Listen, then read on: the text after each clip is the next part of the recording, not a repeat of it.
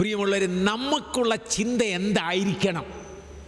നമ്മുടെ പിതാവ് നമ്മുടെ സകല കാര്യങ്ങളും അറിയുമ്പോൾ ഞാൻ എൻ്റെ പിതാവിൻ്റെ കൂടെ സന്തോഷം എന്താണ്?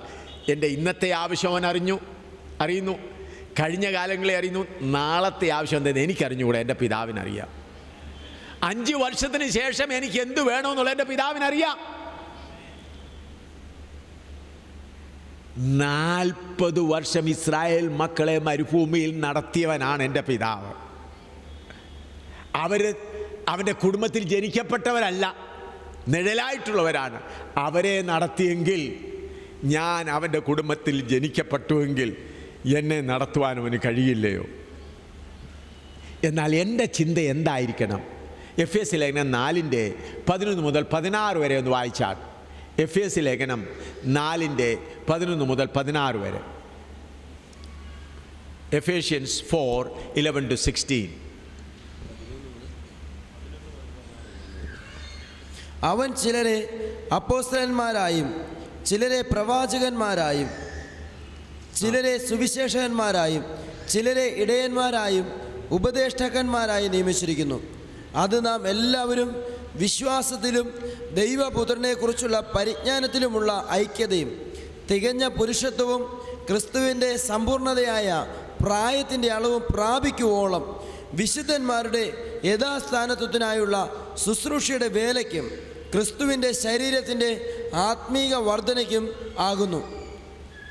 അങ്ങനെ നാം ഇനി മനുഷ്യരുടെ ചതിയാലും ഉപായത്താലും തെറ്റിച്ച് കളയുന്ന തന്ത്രങ്ങളിൽ കുടുങ്ങിപ്പോകുവാൻ തക്കവണ്ണം ഉപദേശത്തിൻ്റെ ഓരോ കാറ്റിനാൽ അലഞ്ഞുഴലുന്ന ശിശുക്കൾ ആയിരിക്കാതെ സ്നേഹത്തിൽ സത്യം സംസാരിച്ചുകൊണ്ട് ക്രിസ്തു എന്ന തലയോളം സകലത്തിലും വളരുവാൻ ഇടയാകും.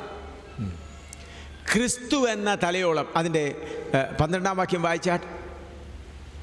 അത് നാം എല്ലാവരും വിശ്വാസത്തിലും ദൈവപുത്രനെക്കുറിച്ചുള്ള പരിജ്ഞാനത്തിലുമുള്ള ഐക്യതയും തികഞ്ഞ പുരുഷത്വവും ക്രിസ്തുവിൻ്റെ സമ്പൂർണതയായ പ്രായത്തിൻ്റെ അളവും പ്രാപിക്കും. അപ്പോൾ നമ്മുടെ ആഗ്രഹം, കർത്താവിൻ്റെ ദാസന്മാർ ജനങ്ങൾ കൊടുക്കേണ്ടത്, ഓരോരുത്തരും ക്രിസ്തുവിൻ്റെ സമ്പൂർണതയായ പ്രായത്തിൻ്റെ അളവ് പ്രാപിക്കണം. ഇനി അതിൻ്റെ 15-ാം വാക്യം. സംസാരിച്ചുകൊണ്ട് ക്രിസ്തു എന്ന തലയോളം സകലത്തിലും വളരുവാൻ ഇടയാകും. ക്രിസ്തു എന്ന തലയോളം വളരണം. പ്രിയ സഹോദര സഹോദരി, ദൈവത്തിൻ്റെ ദാസന്മാരെ, കർത്താവ് അപ്പോസ്തലന്മാരെയും പ്രവാചകന്മാരെയും ഉപദേഷ്ടാക്കന്മാരെയും പാസ്റ്റർമാരെയും എല്ലാം ആക്കിയത് അവരെ അനുഗ്രഹിച്ച് ഗൾഫ് രാജ്യങ്ങളിൽ വിടാനും അവിടെ ഭൗതിക നന്മകൾക്ക് വേണ്ടി പ്രാർത്ഥിക്കാനുമല്ല. ഗൾഫ് രാജ്യങ്ങളിൽ പോകുമ്പോൾ പ്രാർത്ഥിക്കുന്നതുകൊണ്ട് തെറ്റില്ല. ഭൗതിക നന്മകളല്ല, അവരെ ഓരോരുത്തരെയും ക്രിസ്തുവിൻ്റെ തലയോളം വളർത്തണം. ക്രിസ്തുവിൻ്റെ സമ്പൂർണതയായ അളവ് പ്രാപിക്കണം. അതാണ് ശുശ്രൂഷകന്മാരുടെ ജോലി. ഓരോ വിശ്വാസിയെയും ക്രിസ്തു എന്ന തലയോളം വളർത്തണം.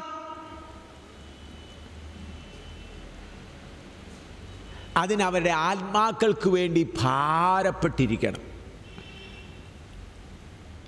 എന്നെ ഏൽപ്പിച്ച ഈ സഹോദരൻ നിന്റെ തലയോളം വളരണമല്ലോ, അവൻ പിന്മാറിപ്പോകുന്നല്ലോ. ഞാൻ സഭാശുശ്രൂഷകനായി 10-15 വർഷത്തോളം തുടരെ സഭാശുശ്രൂഷകനായി തന്നെ ഇരുന്നു. പിന്നെ വെളിയിൽ പോയി പ്രസംഗിക്കാനും തുടങ്ങി, സഭാശുശ്രൂഷയും ചെയ്യുന്നുണ്ട്. ഇപ്പോഴും രണ്ടും ചെയ്യുന്നുണ്ട്. ഒരു വിശ്വാസി അല്പമെങ്കിലും വിശ്വാസത്തിൽ ക്ഷീണിതനായി കണ്ടാൽ കർത്താവിൻ്റെ ദാസൻ അതിന് ഭാരമുണ്ടാകണം.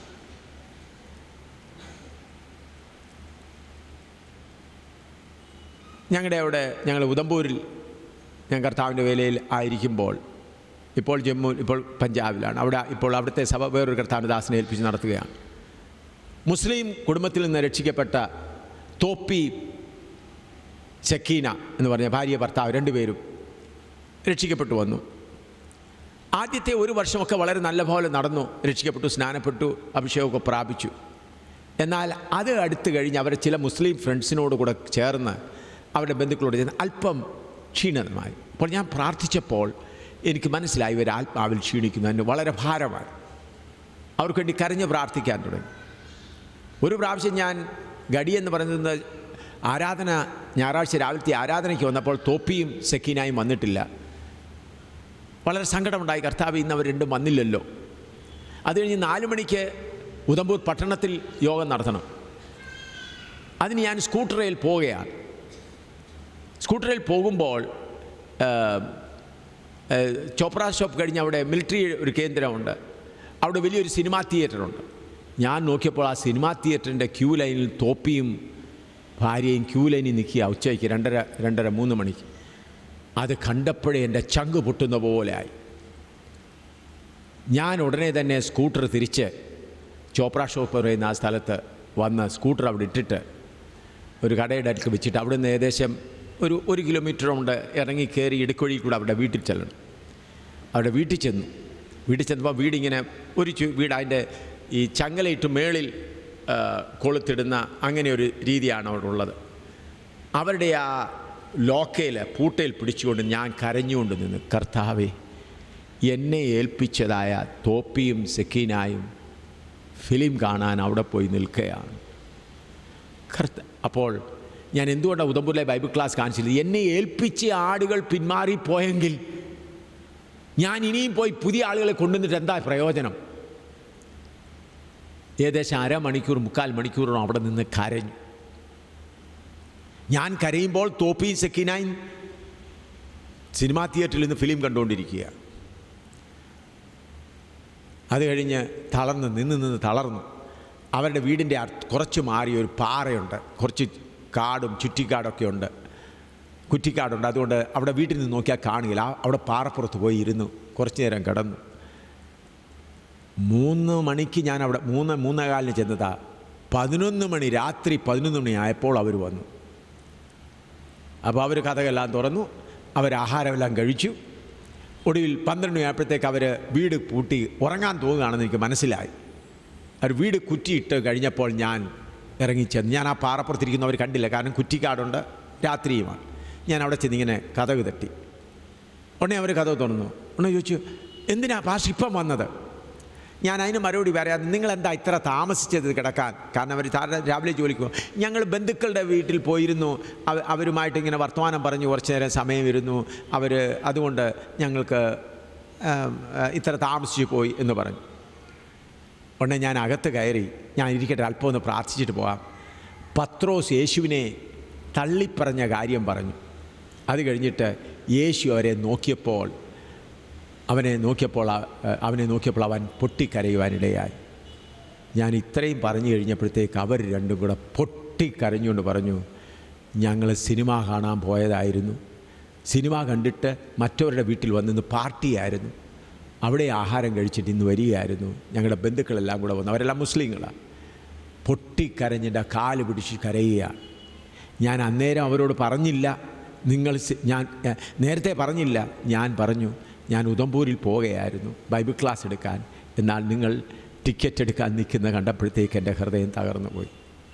ഞാൻ അന്നേരം മുതൽ 1 ഗ്ലാസ് വെള്ളം പോലും കുടിക്കാതെ 3-3:15 മണി മുതൽ രാത്രി 11 വരെ അവർക്ക് വേണ്ടി നിന്നു. ഇന്നും അവർ ജീവനോടുണ്ട്. അവരിപ്പോഴും പറയും, ഞങ്ങൾ സിനിമ കാണാൻ പോയപ്പോൾ ഞങ്ങളുടെ പാസ്റ്റർ വന്ന് ആ താക്കോൽ അത് പിടിച്ച് കരയുകയായിരുന്നെന്ന് പറഞ്ഞു.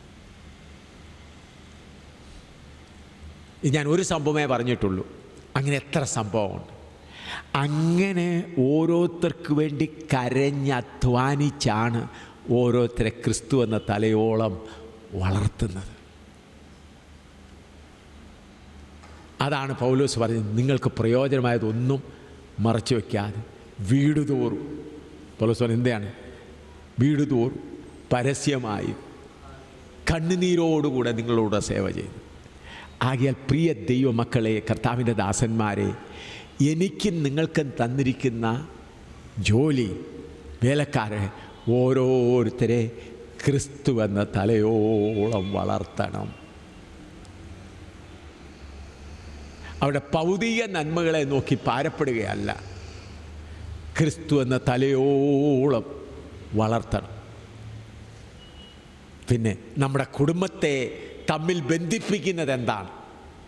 ഈ സ്വർഗീയ കുടുംബത്തെ തമ്മിൽ ബന്ധിപ്പിക്കുന്നത് എന്താണ്? 1 യോഹന്നാൻ 4:8 വായിച്ചാട്ട്. നമ്മുടെ സ്വർഗീയ കുടുംബത്തെ തമ്മിൽ ബന്ധിപ്പിക്കുന്നത് എന്തുകൊണ്ടാണ്? 1 യോഹന്നാൻ 4:8 വായിച്ചാട്ട്. സ്നേഹിക്കാത്തവൻ ദൈവത്തെ അറിഞ്ഞിട്ടില്ല, ദൈവം സ്നേഹം തന്നെ. ദൈവം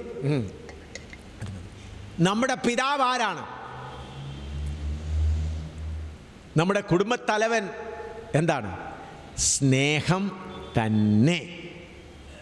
ഈ സ്നേഹമെന്ന് പറയുമ്പോൾ മലയാള വാക്കിൽ ഇംഗ്ലീഷ് വാക്കിലും ലവ് എന്നേ ഉള്ളൂ. എന്നാൽ ഗ്രീക്കിൽ അതിൻ്റെ ശരിയായ ഭാഷയിൽ നോക്കുമ്പോൾ 3 വിധത്തിലുള്ള വാക്കാണ്. ഒന്ന് ഇറോസ് എന്ന് പറഞ്ഞാൽ സെക്ഷൽ ലവ്, യൗവനക്കാരികളും തമ്മിൽ ഭാര്യ ഭർത്താക്കളുള്ള സെക്ഷൽ ലവ്. 2 ഫിലേയോ, സഹോദര സ്നേഹം, മാതാപിതാക്കൾ മക്കളെന്നുള്ളത്. 3 അഗാപ്പേ സ്നേഹം, ദൈവസ്നേഹം.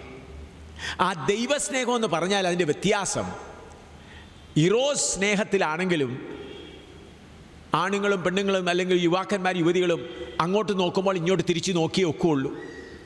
അല്ലെങ്കിൽ എഴുത്തു കൊടുക്കുകയാണെങ്കിൽ പകൽ എഴുത്തു കൊടുക്കണം, അല്ലെങ്കിൽ അങ്ങനെ കൊടുക്കുന്നതിന് പ്രതിഫലമായിട്ട് കിട്ടണം.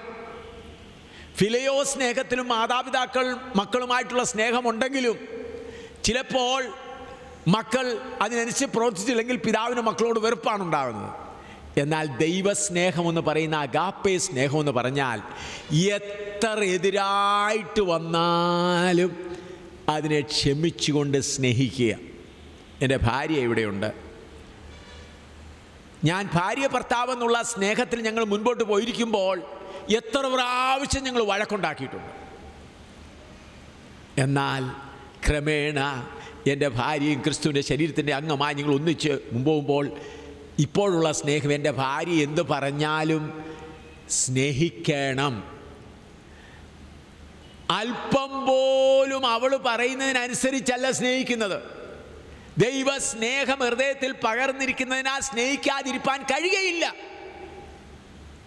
ശത്രുക്കളെ കൂടെ സ്നേഹിക്കാൻ കഴിയുന്ന സ്നേഹം. അപ്പോൾ നമ്മുടെ കുടുംബത്തെ തമ്മിൽ ബന്ധിപ്പിക്കുന്ന സ്നേഹച്ചങ്ങലയാണ്. സ്വർഗീയ കുടുംബത്തെ തമ്മിൽ ആകർഷിച്ച് ബന്ധിപ്പിക്കുന്നത് എന്താണ്?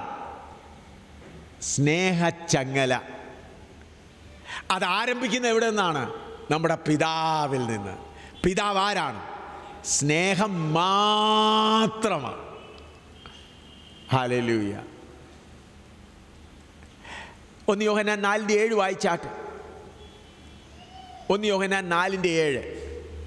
പ്രിയമുള്ളവരെ, നാം അന്യോന്യം സ്നേഹിക്കാം. സ്നേഹം ദൈവത്തിൽ നിന്ന് വരുന്നു. സ്നേഹിക്കുന്നവനെല്ലാം ദൈവത്തിൽ നിന്ന് ജനിച്ചിരിക്കുന്നു. സ്നേഹിക്കുന്നവനെല്ലാം എവിടെ നിന്ന് ജനിച്ചിരിക്കുന്നു? ദൈവത്തിൽ നിന്ന്. ആ വചനമാകുന്ന വിത്ത് നിങ്ങളുടെ ഉള്ളിൽ വന്നിട്ടുണ്ടെങ്കിൽ ആ വിത്ത് എന്താണ്? സ്നേഹമാണ്.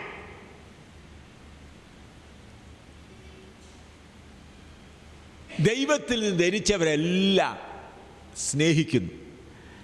ആ സ്നേഹം എന്ന് പറയുന്നത് ശത്രുക്കളെ കൂടെ സ്നേഹിക്കുന്നതാണ്. നിങ്ങൾ ചിലർ കേട്ട് കാണും, 96-ൽ ഞാൻ 20 പേരിൽ പ്രസംഗിച്ചുകൊണ്ടിരുന്നപ്പോൾ കുറച്ച് പേര് 10-12 പേര് എന്നെ സ്റ്റേജിൽ കയറി അടിച്ചു, ഒരുപാട് ഉപദ്രവിച്ചു. ഞാൻ മയങ്ങിയ നിലയിലായിരുന്നു. അതിനുശേഷം എനിക്കെതിരായിട്ട് കേസ് കൊടുത്തു. പോലീസ് സ്റ്റേഷനിലായി 6-7 ദിവസം അവിടെ കിടന്നു. അത് കഴിഞ്ഞ് പത്തനംതിട്ട സെൻട്രൽ ജയിലിൽ കൊണ്ടിട്ടു. കേസ് നടന്നുകൊണ്ടിരുന്നു. 2.5 വർഷം കേസ് നടന്നു. കേരളത്തിലുള്ളവരെല്ലാം പറഞ്ഞു AM ശാമ്പൽ ഇനി നമ്മുടെ സഭയിലല്ല, അങ്ങനെയല്ല ഇങ്ങനെയല്ല എന്നൊക്കെ പറഞ്ഞ് ഒത്തിരി ഇതായി. അതൊന്നും വിവരിക്കാൻ നോക്കുന്നില്ല. ഞാൻ ജമ്മു കാശ്മീരിൽ നിന്ന് കേസിന് തിരുവല്ല കോടതിയിൽ വരണം. അപ്പോൾ എൻ്റെ കേസിൻ്റെ ചെറിയാച്ചൻ എന്ന് പറഞ്ഞൊരു വക്കീലായിരുന്നു. ഞാൻ പറഞ്ഞു, വക്കീലിനോട് വാദിക്കുന്നതെല്ലാം ഞാൻ ചെയ്തോളാം, ഈ കോടതിയുടെ കടലാസ് എപ്പോഴാ പോകുന്ന തീയതി അതൊക്കെ ചെറിയാച്ചൻ നോക്കിയാൽ മതി, വാദം. അന്നേരം പറഞ്ഞു, അങ്ങനെയാണെങ്കിൽ കുറഞ്ഞത് 7 വർഷം ജയിലിൽ കിടക്കേണ്ടി വരുമെന്ന് പറഞ്ഞു. ഞാൻ പറഞ്ഞു, ആകട്ടെ ദൈവീതമാണെങ്കിൽ. ഒടുവിൽ കോടതിയിൽ നിൽക്കുമ്പോൾ 2-3 പ്രാവശ്യം ജഡ്ജി എന്നോട് ചോദിച്ചു, നിന്നെ ഉപദ്രവിച്ചവരുടെ എന്താന്ന് ചോദിച്ചു. ഞാൻ പറഞ്ഞു, അവരെൻ്റെ സഹോദരന്മാരാ, എനിക്ക് അവർക്കെതിരെ ഒരു കംപ്ലൈൻറ്റും ഇല്ല, അതുകൊണ്ട് ഞാൻ അവരുടെ പേര് പറയില്ലെന്ന് പറഞ്ഞു. പിന്നെ ഒരു ദിവസം കൂടെ ചോദിച്ചു. അങ്ങനെ ഞാൻ പേര് പറഞ്ഞില്ല. 2.5 വർഷം കഴിഞ്ഞ് ഞാൻ അവിടെ ജമ്മു കാശ്മീരിൽ നിന്ന് വളരെ റിസർവേഷൻ ഒന്നുമില്ലാതെ വളരെ ക്ഷീണിച്ച് യാത്ര ചെയ്ത് അവിടെ ഒന്ന് കോടതിയുടെ പടിയിലിരിക്കുകയാണ്. 10 മണിക്ക് കോടതി തുറക്കും. ഞാൻ കുറച്ച് നേരത്തെ ഇരുന്നു. അപ്പോൾ 4 യുവാക്കന്മാർ വന്നിട്ട് ഉപദേശി എന്നാണ് വിളിച്ചത്. ഉപദേശി, കോടതിയിൽ നിന്ന് വന്നിരിക്കുകയാണല്ലോ. ആണെന്ന് പറഞ്ഞു. നിങ്ങളെ അടിച്ചത് ആരാണെന്ന് അറിയാമോ എന്ന് ചോദിച്ചു. ഞാൻ പറഞ്ഞു, അവരെൻ്റെ സഹോദരന്മാരാ. ഉടനെ പറഞ്ഞു, എന്താ അടിച്ചവരുടെ പേര് പറയാത്തത്? അവരറിയാതെ അടിച്ചു, അവർക്ക് ഞാൻ പ്രസംഗിക്കാൻ എനിക്ക് സ്വാതന്ത്ര്യമുണ്ട്, അവർക്ക് അടിക്കാനും സ്വാതന്ത്ര്യമുണ്ട് എന്ന് പറഞ്ഞു. അപ്പോൾ പറഞ്ഞു ഉപദേശി, ഞങ്ങളാണ് നിങ്ങളെ അടിച്ചത്, ഞങ്ങളുടെ ലീഡേഴ്സ് നിങ്ങളെ കാണാൻ ആഗ്രഹിക്കുന്നു പറഞ്ഞു. ഞാൻ പറഞ്ഞു, ഞാൻ ക്ഷീണിച്ച. ഇല്ല, ഇവിടെ അടുത്താണെന്ന്. ഉടനെ കൊണ്ടുപോയത് തിരുവല്ലയിലെ RSSകാരുടെ ഓഫീസിലാണ്. RSSകാരുടെ ഓഫീസിൽ ചെന്നപ്പോൾ അതിൻ്റെ പ്രസിഡൻറ്റ്, ശാഖയുടെ പ്രസിഡൻ്റായിരിക്കുന്ന പുള്ളിക്കാരൻ എഴുന്നേറ്റ് പറഞ്ഞു, അദ്ദേഹമായിരുന്നു അവരുടെ വക്കീൽ. അദ്ദേഹം പറഞ്ഞു, നിങ്ങളെ അടിച്ചതിൻ്റെ ശേഷം ഞങ്ങളുടെ 3 പേര് വേറൊരു ഹോസ്പിറ്റലിൽ ബാൻഡേജ് കെട്ടി കിടന്നു. കാരണം നിങ്ങൾ കേസ് കൊടുത്താൽ നിങ്ങൾ ഞങ്ങളെ ഉപദ്രവിച്ചെന്ന് കാണിക്കാനായിട്ട് ഞങ്ങൾ ബാൻഡേജൊക്കെ കെട്ടിക്കിടന്നു. എന്നാൽ നിങ്ങൾ കേസൊന്നും കൊടുക്കാഞ്ഞിരുന്നതിനാൽ അവർ 2-3 ദിവസം കഴിഞ്ഞ് ഇറങ്ങിപ്പോന്നു.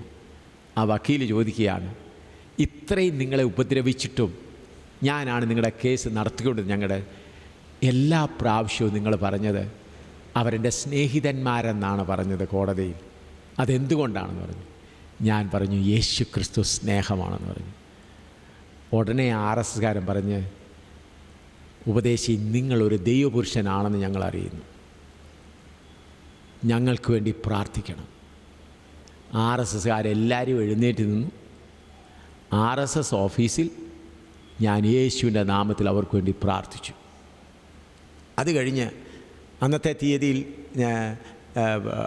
അവർ പറഞ്ഞു, അടുത്ത തീയതി ഞങ്ങൾ ഡൽഹിയിലുള്ള അഡ്വാണി മറ്റവരോടെല്ലാം ചോദിച്ച് ഞങ്ങൾ കാര്യം ചെയ്യാൻ പോകുകയാണെന്ന് പറഞ്ഞു. അറിയാമല്ലോ. ഞാനപ്പോൾ ചെറിയാച്ചനോട് പറഞ്ഞു, അന്ന് ഞങ്ങളെ ജഡ്ജ് അന്ന് ഡേറ്റ് മാറ്റിയിട്ടു, ഞങ്ങൾ ഹാജരാകാൻ അനുവദിച്ചില്ല. ജഡ്ജിന് വേറെ ഏതോ കാര്യമുണ്ടായിരുന്നതുകൊണ്ട് ഡേറ്റ് തന്നു. എനിക്കപ്പോൾ മനിലായിക്ക് പോകാൻ പെർമിഷൻ തന്നു. ഞാൻ ചെറിയാച്ചനോട് പറഞ്ഞു, ചെറിയാച്ച, അടുത്ത തീയതിക്ക് ഞാനിവിടെ കാണുകയില്ല, എനിക്ക് മനിലായി പോകാൻ പെർമിഷൻ കിട്ടിയിട്ടുണ്ട്, ഞാൻ അവിടെ ആയിരിക്കും, എന്നെ വിവരം അറിയിക്കണം. അപ്പോൾ ഞാൻ മനിലായിൽ നിന്ന് ഫോൺ ചെയ്തപ്പോൾ ചെറിയാച്ചൻ പറഞ്ഞു, യാക്കോബക്കാരന് ദൈവമുണ്ടെന്നൊന്നും ഞാൻ വിശ്വസിക്കുന്നവനല്ല, എന്നാൽ ഇന്ന് കോടതിയിൽ നടന്ന കാര്യം എന്നെ ആകെ കുലുക്കിയെന്ന് പറഞ്ഞു. എന്താണെന്ന് പറഞ്ഞു, RSSകാരെല്ലാവരും കൂടെ പറഞ്ഞത് ആ ദൈവപുരുഷൻ്റെ നേരെ ഉള്ള കേസ് ഞങ്ങൾ പൂർണ്ണമായി പിൻവലിക്കുന്നു എന്നാണ് പറഞ്ഞത്. അത് പറഞ്ഞതാരാ? എന്നെ ഉപദ്രവിച്ച RSSകാർ. അതിലൊരാൾ ഇപ്പോൾ ഈ കോട്ടയത്ത് ഏതോ ബൈബിൾ ക്ലാസ്സിൽ പഠിച്ചു കഴിഞ്ഞു കാണും. അത് എനിക്കൊരു എഴുത്തെഴുതി ഒരു വർഷത്തിന് മുമ്പ്, 1-2 വർഷം മുമ്പ്, ഞാൻ ആദ്യമായി നിങ്ങളുടെ ചെവിക്കുറ്റിക്ക് അടിച്ച ആൾ ഞാനാണ്. സ്റ്റേജിൽ വന്ന് ഞാനിപ്പോൾ ദൈവവചനം പഠിച്ചുകൊണ്ടിരിക്കുകയാണ്. നിങ്ങളിൽ കൂടെ ദൈവത്തിൻ്റെ സ്നേഹം എനിക്ക് മനസ്സിലായി എന്ന് പറഞ്ഞു. അപ്പോൾ പ്രിയമുള്ളവരെ, നമ്മളെ തമ്മിൽ ബന്ധിക്കുന്നത് എന്താണ്? ദൈവസ്നേഹം. എന്നെ എത്ര പേര് ഉപദ്രവിച്ചിട്ടുണ്ട്. ഞാൻ അവിടെ ജയിലിൽ, പത്തനംതിട്ട സെൻട്രൽ ജയിലിൽ തന്നെ വിട്ടു. നെല്ലിമല അവിടെ ഞങ്ങളൊരു വീട്ടിൽ താമസിക്കുമ്പോൾ അമേരിക്കയിൽ നിന്ന് 2 കോൺഗ്രസ്മെൻ വന്നു. കാരണം ഇത് അമേരിക്കൻ പത്രങ്ങളിലും ധാരാളം വന്നു. ഞാൻ അമേരിക്കയിലും പല പ്രാവശ്യം പ്രസംഗിച്ചിട്ടുണ്ട്, പലർക്കും അറിയാം. അപ്പോൾ അന്നേരം അമേരിക്കൻ ഗവൺമെൻറ് 2 കോൺഗ്രസ്സുകാരെ, സെനറ്റേഴ്സിനെ 2 പേരെ അയച്ചു. അവർ ഡൽഹിയിൽ വന്നു. ഡൽഹിയിൽ നിന്ന് 18 CBI ഓഫീസേഴ്സും ആരൊക്കെയാണ് എല്ലാം എന്നറിയാലും, മിനിസ്ട്രി ഓഫീസേഴ്സ് എല്ലാം കൂടെ 10-30 പേര് ഞങ്ങൾ കിടക്കുന്നിടത്ത് അവിടെ വന്നു. അപ്പോൾ ആ സെനറ്റേഴ്സ് എന്നോട് ചോദിക്കുകയാണ്, അപ്പോൾ ഇന്ത്യയിൽ വചനം പ്രസംഗിക്കാൻ സ്വാതന്ത്ര്യമില്ലല്ലോ എന്ന് പറഞ്ഞു. ഞാൻ പറഞ്ഞു, ഇന്ത്യയിൽ വചനം പ്രസംഗിക്കാൻ സ്വാതന്ത്ര്യമുണ്ട്, അവർക്കടിക്കാനും സ്വാതന്ത്ര്യമുണ്ടെന്ന് പറഞ്ഞു. എന്താ പറഞ്ഞത്? എനിക്ക് പ്രസംഗിക്കാനും സ്വാതന്ത്ര്യമുണ്ട്, അവർക്ക് അടിക്കാൻ. ഞാൻ പറഞ്ഞു, നിങ്ങളുടെ അമേരിക്കയിൽ മയാമിയിൽ ഞാൻ പ്രസംഗിച്ചാൽ 3 പ്രാവശ്യം എന്നെ അറസ്റ്റ് ചെയ്തതാണെന്ന് പറഞ്ഞു. അപ്പോൾ മയാമിയിൽ വെച്ച് എന്നെ ഞാൻ അവർ നഗ്നരായി കിടക്കുന്നവരോട് അവിടെ പ്രസംഗിച്ചുകൊണ്ടിരുന്നപ്പോൾ പറഞ്ഞു, ഇവിടെ അല്ല പ്രസംഗിക്കേണ്ടത്, പള്ളിയിലാണ് പോയി പ്രസംഗിക്കുന്നത് പറഞ്ഞെന്നെ 3 പ്രാവശ്യം അറസ്റ്റ് ചെയ്തു അമേരിക്കയിൽ. അപ്പം അവരെന്നെ അവിടെ കൊണ്ട് ജയിലിൽ കൊണ്ട് അവിടെ ഇട്ടെന്നെ ചോദ്യം ചെയ്തപ്പോൾ ഞാൻ പറഞ്ഞു, അവർ പറഞ്ഞു അവിടെ അല്ല ജനങ്ങൾ രസിക്കേണ്ടടുത്തല്ല പ്രസംഗിക്കേണ്ടത് പള്ളിയിലാണ്. ഞാൻ പറഞ്ഞു, ആട്ടെ, ഞാൻ ലോകത്തോട് പറഞ്ഞോളാം, അമേരിക്കയിൽ പാപം ചെയ്യാൻ സ്വാതന്ത്ര്യമുണ്ട്, പ്രസംഗിക്കാൻ സ്വാതന്ത്ര്യം അമേരിക്കയിലും ഇല്ല എന്ന് പറയും. പിന്നെ അവർ വലിയ ഇതായിട്ടാണ് എന്നെ വിട്ടത്. ഞാൻ നിങ്ങളുടെ അമേരിക്കയിലും അങ്ങനെയാണെന്ന് പറയും. ഒടുവിൽ അവർ പോയി കഴിഞ്ഞിട്ട് ആ CBI ഓഫീസർ ചോദിച്ചു, നിങ്ങൾ ഇത്ര ദേശഭക്തനാണെന്ന് ഞങ്ങൾ അറിഞ്ഞില്ല. ഞാൻ പറഞ്ഞത് ദേശഭക്തിയല്ല, യേശുവിൻ്റെ സ്നേഹമാണ്. അവരിൽ 5 പേര് രക്ഷിക്കപ്പെടുവാനിടയായി, മുട്ടുകുത്തി രക്ഷിക്കപ്പെടുവാനിടയായി. ഞാൻ എൻ്റെ മിടുക്കല്ല പറയുന്നത്, നമ്മുടെ കുടുംബം പണിയുന്നത് ഏതിന്മേലാണ്? സ്നേഹത്തിന്മേൽ. ആദിമകാലത്ത് വിശുദ്ധന്മാരെ നോക്കി അവരല്ലേ ഇവർ തമ്മിൽ എത്ര സ്നേഹിക്കുന്നു എന്നാണ് ആദ്യകാലങ്ങളിൽ ആദിമ നൂറ്റാണ്ടിൽ പറഞ്ഞുകൊണ്ടിരുന്നത്. ഇന്ന് പറയുകയാണെങ്കിൽ ഇവർ തമ്മിൽ എത്ര വഴക്കുണ്ടാക്കുന്നതെന്നേ പറയത്തുള്ളൂ. സഭകൾ തമ്മിൽ വഴക്ക്, വീട് തമ്മിൽ വഴക്ക്, കൂട്ടായ്മ തമ്മിൽ. പ്രിയമുള്ളവരെ, നമുക്ക് കൂട്ടായ്മകൾ വേണം, സംഘടനകൾ വേണം, എന്നാൽ ഒരു ശരീരമാണ്. ഞാൻ ഓർക്കുന്നുണ്ട്, എൻ്റെ ബാല്യകാലത്ത് കുമ്മനാട് കൺവെൻഷന് പോകുമ്പോൾ, കുമ്മനാട് കൺവെൻഷൻ നടക്കുമ്പോൾ ചർച്ച് ഓഫ് ഗോഡിലെ പ്രധാനപ്പെട്ട പ്രാസംഗികന്മാരും അസംബ്ലിക്കുള്ള ശേഷം ചേട്ടാനുജന്മാരെ പോലെ ഒന്നിച്ചവിടെ ഇരിക്കുകയും ഒന്നിച്ച് ആരാധിക്കുകയും ചെയ്യുമായിരുന്നു. ഞാൻ കണ്ടതാണ്. ഞാൻ ആ സ്റ്റേജിൽ പല പ്രാവശ്യം പ്രസംഗിച്ചിട്ടുണ്ട്. എന്നാൽ ഇപ്പോൾ തമ്മിലുള്ള വൈരാഗ്യവും ബഹളവുമായി അങ്ങോട്ടും ഇങ്ങോട്ടും പിണക്കല്ലാതെ, അന്ന് ചേട്ടാനുജന്മാരിയ്ക്കുന്ന പോലെ അസംബ്ലീസ് ഓഫ് ഗോഡും ചർച്ച് ഓഫ് ഗോഡിലെയും എല്ലാ കർത്താവിൻ്റെ ദാസന്മാരും ആ മുൻനിരയിലിരുന്ന് ആ ദൈവ സ്നേഹത്തിൽ മുൻപോട്ട് പോയിക്കൊണ്ടിരുന്നു. എന്നാൽ ഇന്ന് പണം വർദ്ധിച്ചു, ഓരോ പേരും വർദ്ധിച്ചു, സ്നേഹം കുറഞ്ഞു പോകുകയാണ്. ആകയാൽ പ്രിയമുള്ളവരെ, നാം ഓർക്കണം, നമ്മുടെ കുടുംബത്തിൽ തമ്മിൽ നമ്മളെ ബന്ധിക്കുന്നത് എന്താണ്? നമ്മുടെ പിതാവിൻ്റെ സ്നേഹം. അതിനാണ് എഫേസ്യർ 3:17-18 വായിച്ചാൽ. എഫേസ്യർ 3:17-18 വായിച്ചാൽ.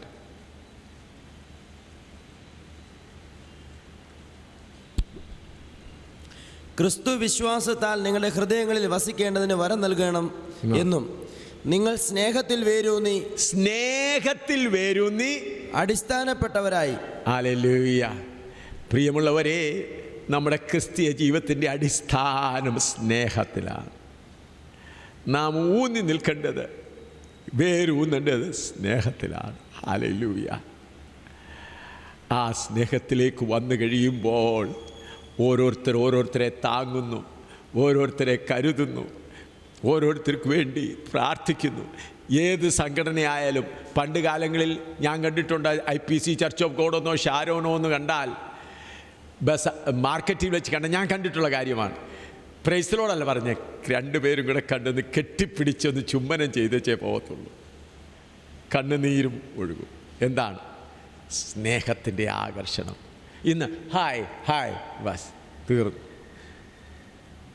ഞാൻ അനുഭവിച്ചിട്ടുള്ളതാണ്. ഹല്ലേലൂയ. ആ സ്നേഹം, ദൈവമക്കളെ, പരിശുദ്ധാത്മാവിൽ കൂടെ ആ സ്നേഹം പാലായിൽ മടങ്ങി വരട്ടെ. നിങ്ങൾ വേറെ സംഘടനകളായാലും, സംഘടന നമ്മൾക്ക് വേണം, എന്നാൽ ഒരപ്പൻ്റെ മക്കൾ, IPC ഓട്ടെ, ചർച്ച് ഓഫ് ഗോഡോ, ഷാരോനോ, മലങ്കര സഭയോ ഏതെങ്കിലും ആകട്ടെ, അത് ഭൗതികമായി എല്ലാവരും കൂടെ ഒന്നിച്ച് ആകാൻ സാധ്യമല്ല.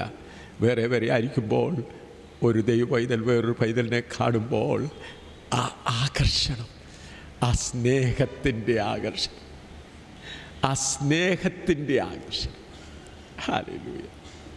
ആ സ്നേഹത്താൽ നമ്മുടെ ഹൃദയം നിറയട്ടെ.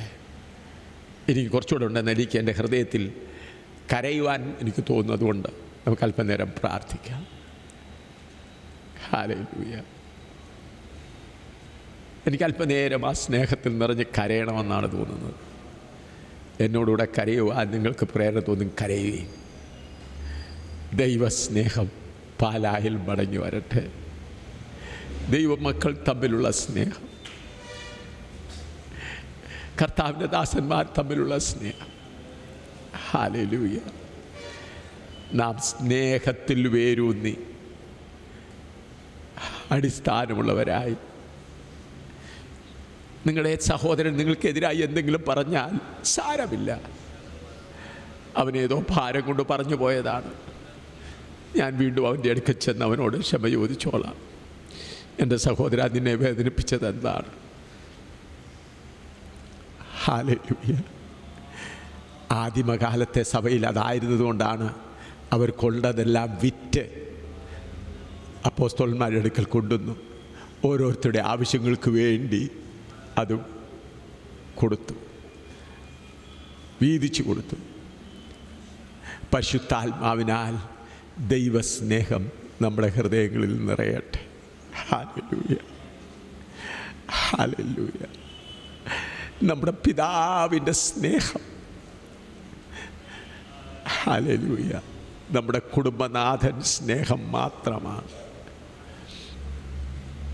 നമ്മുടെ കുടുംബനാഥൻ സ്നേഹം മാത്രമാണ്. ഹല്ലേലൂയ.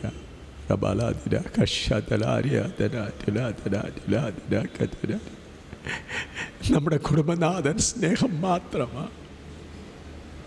സഹോദരന്മാർക്ക് ക്ഷീണതമുണ്ടായി, ബലഹീനതയുണ്ടായി, അതിന് എൻ്റെ സഹോദരൻ അങ്ങനെ പറഞ്ഞുപോയി, സാരമില്ല. എൻ്റെ സഹോദരി അങ്ങനെ പറഞ്ഞുപോയി, സാരമില്ല. ഞാൻ സ്നേഹത്താൽ അവരെ നേടും.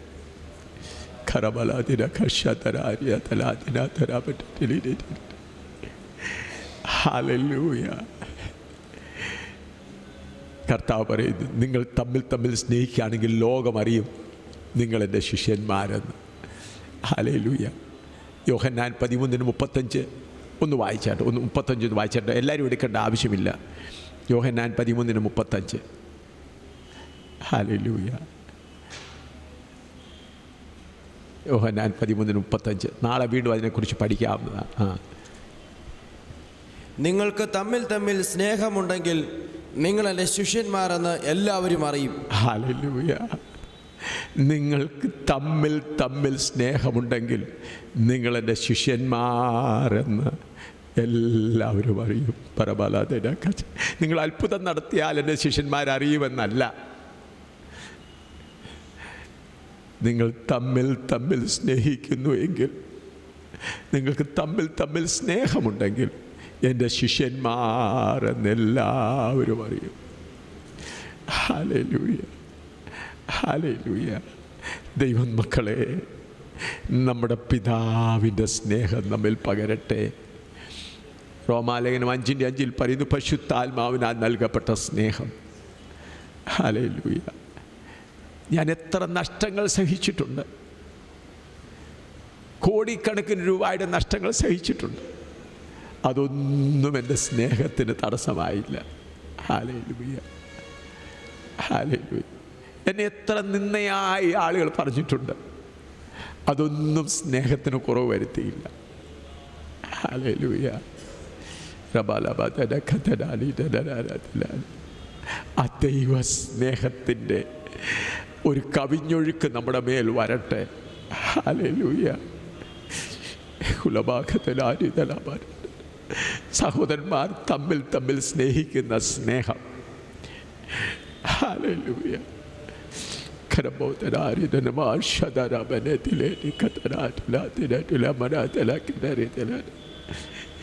സ്നേഹം എന്ന് പറയുന്നത് കൈ കൊടുത്ത് ചിരിക്കുന്നതല്ല, പകരുന്ന സ്നേഹം, പകരപ്പെടുന്ന സ്നേഹം, സഹോദരനെ താങ്ങുന്ന സ്നേഹം, സഹോദരൻ്റെ ബലഹീനതയെ താങ്ങുന്ന സ്നേഹം, സഹോദരൻ്റെ കുറവുകളെ താങ്ങുന്ന സ്നേഹം, സഹോദരൻ്റെ തെറ്റുകളെ താങ്ങുന്ന സ്നേഹം.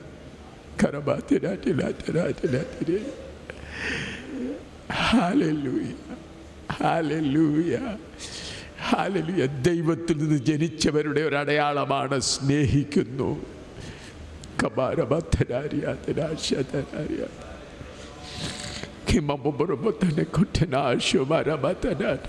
ഞാൻ ആ സ്നേഹം അനുഭവിക്കുന്നത് കൊണ്ടാണ് നിങ്ങളോട് പറയുന്നത്. ആ സ്നേഹം എത്ര മാധുരമേറിയതാണ്. Hallelujah, hallelujah. ദൈവത്തിൽ നിന്ന് ജനിച്ചവരെല്ലാം തമ്മിൽ സ്നേഹിക്കുന്നു. Hallelujah, hallelujah. ആ സ്നേഹം നമ്മുടെ ഉള്ളിൽ ഒന്ന് പെരുകട്ടെ. സ്നേഹത്തിൽ വേരൂന്നി, സ്നേഹത്തിൽ അടിസ്ഥാനപ്പെട്ടു. Hallelujah, hallelujah. യേശുവിൻ സ്നേഹത്താൽ എന്നുള്ളം പൊങ്ങുന്നേ, യേശുവിൻ സ്നേഹത്താൽ എന്നുള്ളം പൊങ്ങുന്നേ, തൻ സ്നേഹമാധുര്യം ചിന്താതീതമാത്രേ, തൻ സ്നേഹമാധുര്യം മാത്രേ. ലോകസ്ഥാപനമോൻ ബെന്നെയും കണ്ടല്ലോ, ലോകസ്ഥാപനമോൻ ബെന്നെയും കണ്ടല്ലോ, ലോകത്തിൽ വന്നു താൻ ജീവനെ തന്നല്ലോ, ലോകത്തിൽ വന്നു താൻ ജീവനെ തന്നല്ലോ. എത്രയോ ശ്രേഷ്ഠമാ സ്വർഗീയ വിളിയാൽ, എത്രയോ ശ്രേഷ്ഠമാ സ്വർഗീയ വിളിയാൽ, എന്നെയും യോഗ്യനായി എന്നീയ സ്നേഹമേ, എന്നെയും യോഗ്യനായി എന്നീയ സ്നേഹമേ. യേശുവിൻ സ്നേഹത്താൽ എന്നുള്ളം പൊങ്ങുന്നേ, യേശുവിൻ സ്നേഹത്താൽ എന്നുള്ളം പൊങ്ങുന്നേ, തൻ സ്നേഹമാധുര്യം ചിന്താതീതമാത്രേ, തൻ സ്നേഹമാധുര്യം ചിന്താതീതമാത്രേ. കർത്താവാം കുഞ്ഞാട്ടേൻ കല്യാണ നാളതിൽ, കർത്താവാം കുഞ്ഞാട്ടേൻ കല്യാണ നാളതിൽ, കാന്തയായി തൻ മുൻപിൽ എന്നെയും നിർത്തുവാൻ, കാന്തയായി തൻ മുൻപിൽ എന്നെയും നിർത്തുവാൻ. ഘോരമ പാടുകൾ ക്രൂരരാം യൂദരാൽ, ഘോരമ പാടുകൾ യൂദരാൽ, കാരണമില്ലാതെ സഹിച്ച സ്നേഹമേ, കാരണമില്ലാതെ സഹിച്ച സ്നേഹമേ. യേശുവിൻ സ്നേഹത്താൽ എന്നുള്ളം പൊങ്ങുന്നേ, യേശുവിൻ സ്നേഹത്താൽ എന്നുള്ളം പൊങ്ങുന്നേ, തൻ സ്നേഹമാധുര്യം ചിന്താതീതമാത്രേ, തൻ ചിന്താതീതമാത്രേ. സിയോനിലെനിക്കായി മൂലക്കല്ലാകുവാൻ, സിയോനിലെനിക്കായി മൂലക്കല്ലാകുവാൻ, സിയോനിലെന്നെയും ചേർത്തു പണിയുവാൻ, സിയോനിലെന്നെയും ചേർത്തു പണിയുവാൻ. സ്വർഗീയ താതനീൻ വേലയും തികച്ചു, സ്വർഗീയ താതനീൻ വേലയും തികച്ചു, സ്വർഗീയ ശില്പിയാം യേശുവിൻ സ്നേഹമേ, സ്വർഗീയ ശില്പിയാം യേശുവിൻ സ്നേഹമേ. യേശുവിൻ സ്നേഹത്താൽ എന്നുള്ളം പൊങ്ങുന്നേ, യേശുവിൻ സ്നേഹത്താൽ എന്നുള്ളം പൊങ്ങുന്നേ, തൻ സ്നേഹമാധുര്യം ചിന്താതീതമാത്രേ, തൻ സ്നേഹമാധുര്യം ചിന്താതീതമാത്രേൻ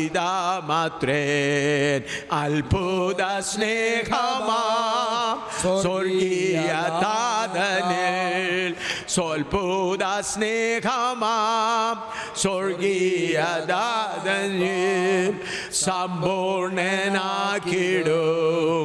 എന്നെയും തന്നെ പോൽ സമ്പൂർണനാക്കിടും എന്നെയും തന്നെ പോൽ ശത്രുവാമെന്നെയോ തൻ സ്വന്തമാക്കിയ ശത്രുവാമെന്നെയോ തൻ സ്വന്തമാക്കിയ സ്നേഹസ്വരൂപനീൻ നാതുല്യ സ്നേഹമേ സ്നേഹസ്വരൂപനീൻ അതുല്യ സ്നേഹമേ യേശുവിൻ സ്നേഹത്താൽ എന്നുള്ള പൊങ്ങുന്നേ യേശു സ്നേഹത്താൽ എന്നുള്ള പൊങ്ങുന്നേ തൻ സ്നേഹമാധുര്യം ചിന്താതീതമാത്രേ തൻ സ്നേഹമാധുര്യം ചിന്താതീതമാത്രേ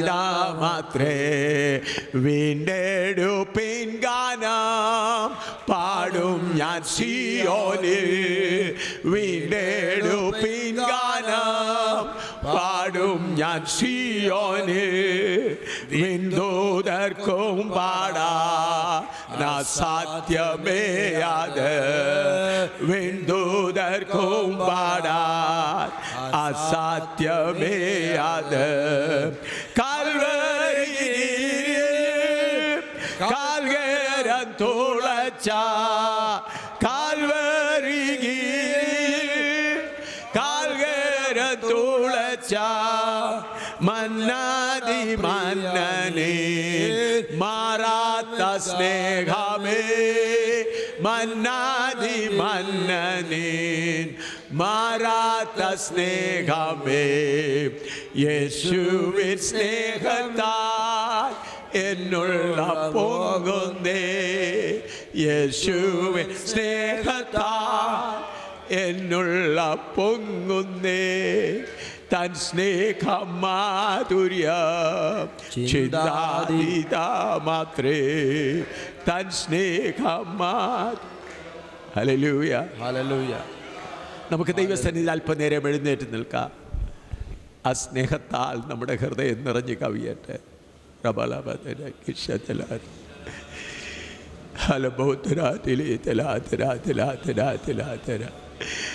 എഴുന്നേറ്റ് നിൽക്കുവാൻ താല്പര്യമുള്ളവർ എഴുന്നേറ്റ് നിന്നാട്ട്, എഴുന്നേറ്റ് നിൽക്കുവാൻ പ്രയാസമുള്ളവർ താഴെ തന്നെ ഇരുന്നാട്ട്, അല്ലെങ്കിൽ കസറയിൽ തന്നെ ഇരുന്നാട്ട് നമുക്ക് അല്പനേരം ആത്മാവിൽ ആരാധിക്കാം. ആ സ്നേഹം നമ്മിൽ നിറഞ്ഞൊഴുകട്ടെ. നമ്മളെ തമ്മിൽ ബന്ധിക്കുന്നത് ആ സ്നേഹമാണ്. നമ്മുടെ പിതാവ് സ്നേഹം തന്നെയാണ്. നമ്മുടെ കുടുംബം സ്നേഹത്തിൽ വേരൂന്നപ്പെട്ടതാണ്. നമ്മുടെ കുടുംബത്തിൻ്റെ അടിസ്ഥാനവും സ്നേഹം മാത്രമാണ്. പരിശുദ്ധാത്മാവിനാൽ ആ സ്നേഹം നമ്മുടെ ഹൃദയങ്ങളിൽ വർദ്ധിക്കട്ടെ.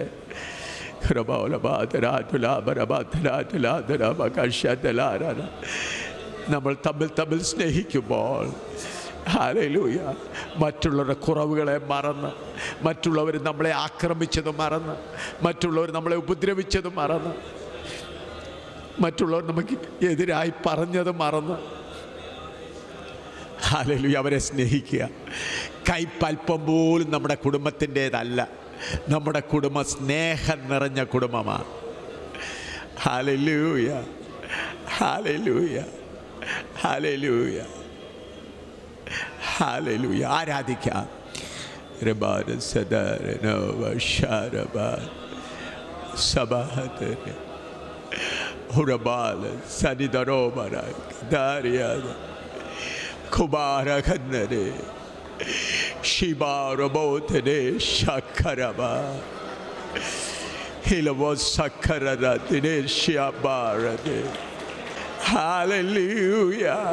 സ്നേഹത്തിൻ്റെ നദി ഒഴുകട്ടെ.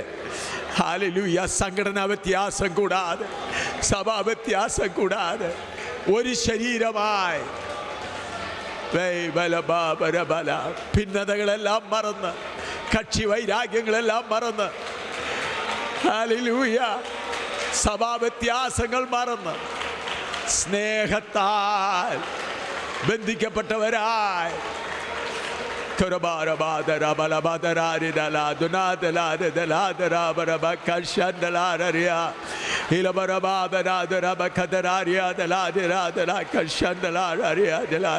ഹല്ലേലൂയ, ഹല്ലേലൂയ,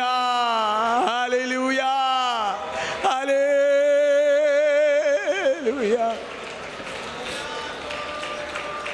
ഹല്ലേലൂയ, hallelujah,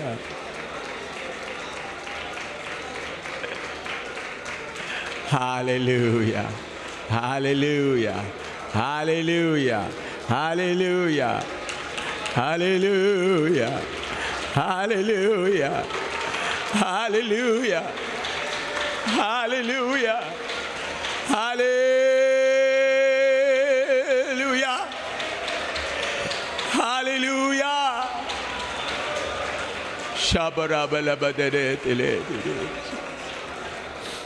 നമുക്ക് പ്രാർത്ഥിക്കാം. കർത്താവിൻ്റെ ദാസന്മാരിൽ ആരെങ്കിലും ഒരാൾ മുൻപോട്ട് വന്നിപ്പോൾ പ്രാർത്ഥിച്ച് ആശീർവാദം പറഞ്ഞ് യോഗം അവസാനിപ്പിക്കുന്നതായിരിക്കും. ഞങ്ങളെ ആഴമായി സ്നേഹിക്കുന്ന ഞങ്ങളുടെ സ്വർഗസ്ഥ പിതാവേ, ഈ പകൽ അങ്ങയുടെ പാദപീഠത്തിലായിരിക്കാൻ ഞങ്ങളെ സഹായിച്ചതുകൊണ്ട് ഞങ്ങൾ നിനക്ക് നന്ദി പറയുന്നു. ഞങ്ങളുടെ കർത്താവിൻ്റെ സ്നേഹത്തെ ധ്യാനിപ്പാൻ ഞങ്ങൾക്കൊരവസരം കൂടെ അവിടെ നിന്ന് തന്നതിനായിട്ട് സ്തോത്രം. ഞങ്ങളുടെ പിതാവിനെ കർത്താവെ ഞങ്ങൾക്കൊന്ന് തിരിച്ചറിയുവാൻ ഒരവസരം തന്നതിനായി സ്തോത്രം. ആ പിതാവ് എത്ര ആഴത്തിൽ ഞങ്ങളെ ഓരോരുത്തരെയും സ്നേഹിക്കുന്നു എന്നുള്ളത് കർത്താവെ ഞങ്ങൾക്ക് മനസ്സിലാക്കി തന്ന കൃപകൾക്കായിട്ട് സ്തോത്രം. ഞങ്ങൾക്കറിയാം, പലപ്പോഴും ഈ പിതാവിനെ അറിയാതെ, ഈ പിതാവിൻ്റെ സ്നേഹത്തെ മനസ്സിലാക്കാതെ ഞങ്ങൾ കർത്താവെ പലപ്പോഴും വിചാരപ്പെടുകയും ലോകത്തിൻ്റെ കാര്യങ്ങളിൽ ആശ്രയിക്കുകയും ലോകചിന്തയുള്ളവരായിട്ട് തീരുകയും ഞങ്ങളുടെ ഓരോരോ കാര്യങ്ങൾ നടത്താൻ വേണ്ടിയിട്ട് കർത്താവെ ലോകത്തിൻ്റെ മാർഗങ്ങളിലൂടെയൊക്കെ കടന്നു പോവുകയും ഞങ്ങൾ കർത്താവെ പലപ്പോഴും ആകുലചിത്തരായി തീരുകയൊക്കെ ചെയ്തുവെന്ന് ഞങ്ങൾ കർത്താവെ ദൈവസന്നിധിയിൽ കർത്താവെ ഞങ്ങൾ സമ്മതിക്കുന്നു. ഞങ്ങളുടെ കുറവുകൾ ഞങ്ങളോട് ക്ഷമിക്കണമേ. ഹല്ലേലൂയ. ഞങ്ങളുടെ കർത്താവായ യേശുക്രിസ്തുവിൻ്റെ ആ പിതാവ് തന്നെയാണ് ഞങ്ങളുടെ പിതാവ്. ഞങ്ങൾ ആ കുടുംബത്തിൽ ജനിച്ചവരാണ് എന്നുള്ളത്, ഞങ്ങളുടെ കുടുംബത്തിൻ്റെ തലവൻ ഈ വലിയവനായ പിതാവാകുന്നു എന്നുള്ളത് കർത്താവെ ഞങ്ങൾക്കൊരു വലിയ ഉറപ്പും കർത്താവ് ധൈര്യവും ഇന്ന് പകൽക്കാലം കർത്താവ് തരണമേ എന്ന് ഞങ്ങൾ അങ്ങയോട് പ്രാർത്ഥിക്കണം. കർത്താവെ, ഞങ്ങൾ ഇനി ഒരിക്കലും അവിശ്വസ്തരായി പോകുവാൻ അവിടെ നിന്ന് അനുവദിക്കരുത്. കർത്താവെ, ഞങ്ങളുടെ പിതാവിന് അപമാനം വരുത്തുന്ന ഒരു ചിന്തയാകട്ടെ, പ്രവൃത്തിയാകട്ടെ ഞങ്ങളുടെ ഭാഗത്തുനിന്ന് വരുവാനായിട്ട് ഒരു കാലത്തും ഇടയാകരുതേ എന്ന് ഞങ്ങൾ പ്രാർത്ഥിക്കുന്നു. അപ്പച്ച, ഹല്ലേലൂയ. ഞങ്ങളെ തന്നെ സമർപ്പിക്കുകയാണ്. അങ്ങയുടെ ദാസനെ ടീമായിട്ട് പാലായിലേക്ക് അയച്ചതുകൊണ്ട്, ഈ കർത്താവെ ശ്രേഷ്ഠമേറിയ താവേ മർമ്മങ്ങൾ ഞങ്ങൾക്ക് വെളിപ്പെടുത്തി തന്നതുകൊണ്ട് ഞങ്ങൾ കർത്താവിന് നന്ദി പറയുന്നു. കൊലോസ്യ ലേഖനം 3-ാം അധ്യായത്തിൽ പറഞ്ഞിരിക്കുന്ന താവേ ഉന്നതത്തിലെ ചിന്തകളാൽ ഞങ്ങളെല്ലാവരും എപ്പോഴും നിറഞ്ഞിരിക്കുവാനായിട്ട് താവേ ഞങ്ങളുടെ ജീവിതം കൊണ്ട് പ്രവൃത്തി കൊണ്ടും അങ്ങയുടെ നാമത്തെ മഹത്വപ്പെടുത്തുവാനായിട്ട് അവിടുന്ന് ഞങ്ങളെ സഹായിക്കണം എന്ന് കർത്താവിനോട് ഞങ്ങൾ പ്രാർത്ഥിക്കുന്നു. ഇതുവരെ നടന്ന യോഗങ്ങളെല്ലാം കർത്താവ് അനുഗ്രഹിച്ചല്ലോ. ഇത്രത്തോളം ദൈവജനം കടന്നു വന്ന് താവേ വചനങ്ങൾ ആലോചനകൾ കേൾക്കുവാനായിട്ട് ഇടയായി തീർന്നല്ലോ. തുറന്ന് അവശേഷിക്കുന്ന മീറ്റിങ്ങുകളെയും ഞങ്ങൾ ഞങ്ങളുടെ കരങ്ങളിൽ ഏൽപ്പിക്കുന്നു. താവേ, അനേക ദിവസങ്ങളിൽ ആത്മാവിനെ നിറവ് പ്രാപിച്ച് യേശുക്രിസ്തു മാത്രമാണ് സത്യദൈവമെന്ന് അറിഞ്ഞ് ഹല്ലേലൂയ ഞങ്ങൾ എല്ലാവരും തന്നെ ആ പിതാവിനെ ഗ്രഹിച്ച് മനസ്സിലാക്കി ഈ യോഗങ്ങൾ കഴിയുമ്പോൾ താവേ അതിനനുസരണമായ ഒരു ജീവിതം ഈ പാലായിലും അതിൻ്റെ പരിസരത്തുമായി ജീവിപ്പാൻ അങ്ങനെ ഞങ്ങൾ ഒരുക്കണമെന്ന് പ്രാർത്ഥിക്കുന്നു. ഞങ്ങളുടെ ജഡത്തെ അതിൻ്റെ രാഗമോഹങ്ങളോടുകൂടെ ആ പന്നിയെ താവേ ക്രൂശിക്കുവാൻ നീ ഞങ്ങൾക്ക് ബലവും ശക്തിയും അധികമായി പകർന്നു തരണമേ എന്ന് പ്രാർത്ഥിക്കുന്നു. കർത്താവേ, ഞങ്ങളുടെ അകത്തെ മനുഷ്യൻ നാൾതോറും പുതുക്കം പ്രാപിക്കുവാൻ താവേ അത് ബലപ്പെട്ടുകൊണ്ടിരിപ്പാൻ കർത്താവ് സഹായിക്കണമേ. ഞങ്ങളുടെ ദാസനെ പിന്നെയും ബലപ്പെടുത്തണമേ. ഞങ്ങളെല്ലാവരും ഒരുമിച്ച് അനുഗ്രഹിക്കണമേ. പ്രാർത്ഥന കേട്ടതുകൊണ്ട് നന്ദി. യേശു കർത്താവിൻ്റെ നാമത്തിൽ തന്നെ സകല ബുദ്ധിയും ദൈവിക സമാധാനം നമ്മുടെ ഹൃദയങ്ങളെയും നിലവുകളെയും ക്രിസ്തുയേശുവിൽ കാക്കുമാറാകട്ടെ. നമുക്ക് കർത്താവിനെ മഹത്വപ്പെടുത്താം. Hallelujah, hallelujah, hallelujah. ദൈവത്തിന് സ്തോത്രം.